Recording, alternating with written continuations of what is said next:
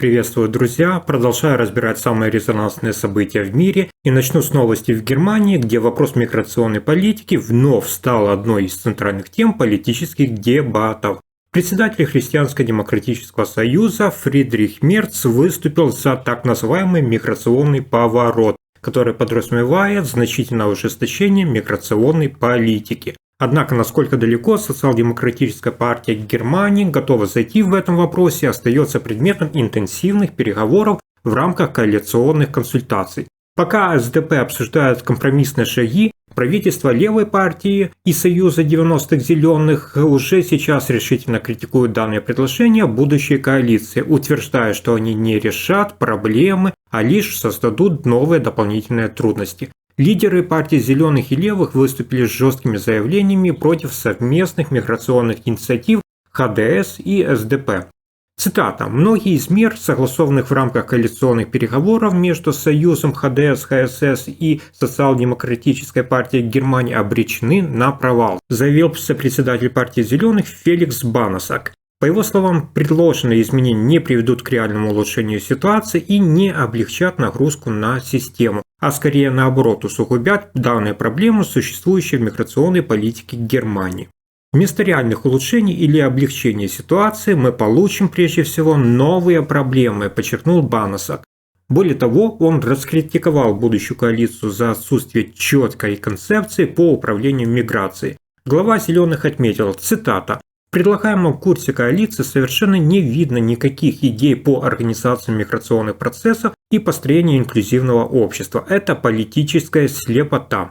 Особенно резкую реакцию вызвало предложение о масштабном расширении внутренних пограничных проверок, которое продвигает ХДС. Цитата. «Попытка предотвратить въезд в Германию всех, кто ищет здесь защиты, и значительное расширение контроля на внутренних границах – это явный признак того, что мы имеем дело с коалицией отката назад». Банашак заявил, они идут на политический европейский слепой полет, который может привести к еще большим проблемам. В центре жесткой политической полемики также оказался будущий канцлер Германии и кандидат от Христианско-демократического союза Фридрих Мерц, которого оппоненты обвиняют в популизме и разрушении основ правового государства. Глава партии «Зеленых» подверг Мерца резкой критике, заявив, что его миграционная политика – это не более чем политическая симуляция. Фридрих Мерц рискует нанести огромный ущерб доверию как среди граждан Германии, так и среди наших европейских партнеров. Он подрывает европейскую систему убежища, и это его политическая близорукость, подчеркнул глава «Зеленых». Не менее резкой критики миграционных планов будущей коалиции подверг и лидер партии левых. Он обвинил ХДС и СДП в намерении радикально ужесточить миграционную политику, что, по его мнению, является аморальным. Уже сейчас совершенно ясно, куда движется миграционная политика под руководством Союза и СДП. Больше депортации, больше пограничного контроля и меньше воссоединения семей. Подобные шаги – это не только не христианская, но и незаконная политика. Документ, регулирующий вопросы предоставления убежища, будет представлять собой минимум человечности, добавил лидер левых. Особое возмущение у него вызвало то, что консерваторы, по его мнению, пытаются превратить жизнь беженцев в настоящий ад, чтобы отвлечь внимание от провалов правительства в области социальной политики и инфраструктуры. Акин заявил, цитата, «Они хотят превратить жизнь беженцев в ад только для того, чтобы скрыть собственные неудачи в социальной и инфраструктурной политике». Хотел бы отметить, друзья, что Фридрих Мерц действительно сделал ограничение миграции в Германию одной из ключевых тем своей предвыборной кампании. Он пообещал кардинально изменить миграционное законодательство, чтобы значительно сократить приток новых беженцев. Одним из его самых резонансных предложений стало введение жестких мер по отказу в приеме всех соискателей убежища на границе Германии. Однако в социал-демократической партии относятся к таким инициативам скептически. Они указывают, что реализация подобных мер возможна только при согласии соседних стран, а без координации с европейскими партнерами такие шаги маловероятны и юридически сомнительны. Таким образом, совсем скоро въехать в Германию будет сложнее. И еще одна важная новость – это Россия продолжает усиливать давление на украинцев, которые проживают как в самой России, так и на оккупированных территориях Украины. Сейчас речь идет о массовом навязывании российского гражданства, что по данным британской разведки может сопровождаться принудительными депортациями для тех, кто откажется. Как сообщает Министерство обороны Великобритании в своем регулярном разведывательном отчете о ходе войны в Украине, президент России Владимир Путин подписал на этой неделе указ, согласно которому украинские граждане в аннексированных и оккупированных регионах должны до 10 сентября 2025 года урегулировать свой правовой статус. Это означает, что они либо должны получить российский паспорт, либо покинуть территорию. По мнению британской разведки, этот указ направлен на то, чтобы вынудить всех украинцев, которые отказываются от российских паспортов, покинуть захваченные территории. В Лондоне считают, что это очередной шаг в политике России по изменению демографического состава оккупированных регионов. В отчете британского министерства обороны сказано, цитата, «Этот указ Путина, скорее всего, преследует цель заставить украинских граждан, отказывающихся от российских паспортов, уехать из оккупированных Россией украинских территорий». Таким образом, Москва усиливает контроль над населением на Крымском полуострове и в восточных регионах Украины, где с начала войны уже были зафиксированы многочисленные случаи принудительной депортации.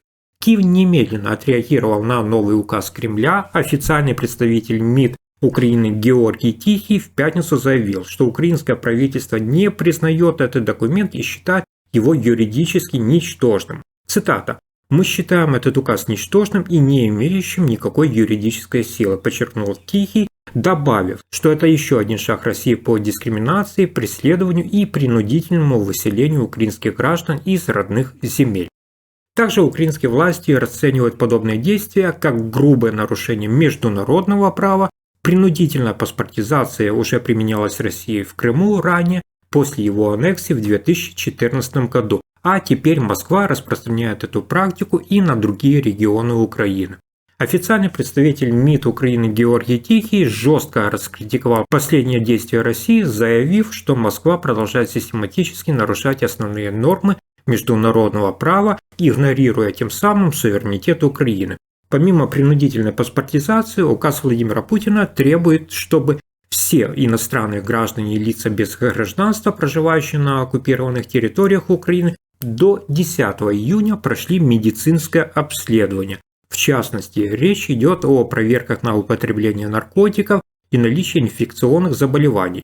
По мнению Киева, такие требования – это еще один инструмент давления на украинцев, отказавшихся от российского гражданства. Эти меры можно расценивать как метод запугивания и косвенного принуждения к получению российского паспорта, поскольку отказ от медицинского обследования может повлечь административные или даже уголовные последствия. Украина и ее западные союзники считают, что политика Кремля направлена на целенаправленное уничтожение украинской идентичности в регионах, которые Россия контролирует с 2014 года и после полномасштабного вторжения в 2022 году. В Украинском министерстве иностранных дел заявляют, цитата, «Москва ведет планомерную кампанию по уничтожению украинской культуры, национальной идентичности и самой государственности». Украинские власти также подчеркивают, что Россия продолжает считать аннексированные территории, Крым, а также частично оккупированные Луганскую, Донецкую, Запорожскую и Херсонские области частью Российской Федерации. Этот подход Москвы противоречит международному праву, но используется Кремлем для закрепления своего контроля над регионами. Киев прямо указывает, что насильственная смена гражданства, депортация и русификация являются прямым нарушением норм Женевской конвенции. Сегодня Россия продолжает контролировать около 20% территории Украины, а именно этот вопрос, вероятно, станет ключевым в будущих мирных переговорах. Президент Соединенных Штатов Америки Дональд Трамп уже рассматривает различные сценарии мирных соглашений, однако в Киеве категорически отвергают любые предложения о признании российских территориальных приобретений. Вопрос территории будет одним из самых сложных в возможных переговорах. «Мы никогда не признаем российский контроль над нашими землями», заявил украинский президент Владимир Зеленский. Украинские власти также настаивают, что любые попытки узаконить аннексии со стороны России станут предательством международных норм и приведут к дальнейшей дестабилизации в Европе. Друзья, как вы относитесь к политике Фридриха Мерца по недопуску новых беженцев в Германию. Пишите свои мнения внизу в комментариях, поддержите видео внизу лайком, подписывайтесь и не забудьте нажать на колокольчик, чтобы быть в курсе всех новых выпусков. До встречи и хороших вам новостей!